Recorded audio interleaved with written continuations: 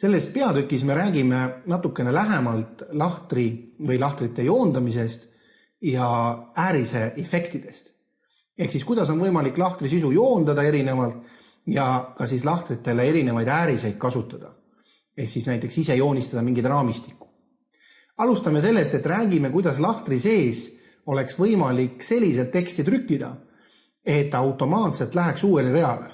Ehk siis nimetatakse seda teksti mähkmiseks või ka teksti murdmiseks. Nüüd kõigepealt ma teile näidise jaoks siia trükin teksti. Näiteks kalk on väga hea programm. Kui lahtris on aktiveeritud teksti murdmine, siis näete, et automaatselt tekst hüppab kohe või surub selle rea kõrgemaks. Ja kui ma selle teksti ära kustutan, siis vastavalt tõmmatakse kokku. Kui on tegemist sellise lahtriga, kus sellist reeglit peal ei ole, kalk on väga hea programm, siis vaikimisi läheb kõigepealt see tekst kõrval oleva lahtri peale, juhul kui seal ei ole teksti sees ega arvväärtusi. Kui ma nüüd siia lahtrisse midagi siiski trükin, siis on näha, et see tekst läheb siia taha peitu. Ja nüüd te ei näe seda, et mis siin siis tegelikult kirjas on. Kui ma selle lahtri peale klõpsan, siis valemi real on näha, aga niisamuti näha ei ole.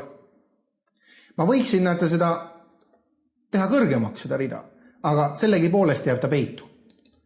Nii et nüüd selleks, et aktiveerida kas siis ühele lahtrile või võite ka eelnevalt ära märkida palju lahtreid või terve töölehe, et aktiveerida seda teksti murdmist, mähkimist, et automaatselt suruks selle rea kõrguse suuremaks, tuleks siis võtta jällegi vormindusmenüü ja lahtritaken. Siin tuleks jälgida, et valitud on joondussakk ja avanevas akna osas on siis selline sektsioon nagu omadused. Ja linnukene tuleks teha siia märkeruutu teksti automaatne murdmine. Ja näete, et on võimalus ka määrata automaatne poolitamine. Nüüd mina teen siia märke, et ma soovin teksti automaatselt murda, klõpsan sobib ja seejärel näete, et see lahter läks automaatselt kõrgemaks vastavalt sellele, kui palju on teil siis sinna sisse trükitud teksti. Kui tekst on lühikene, siis vastavalt on ka kohe selle lahtri kõrgus väiksem. Kui teksti tuleb rohkem juurde, siis vastavalt läheb ka see lahter ise kõrgemaks.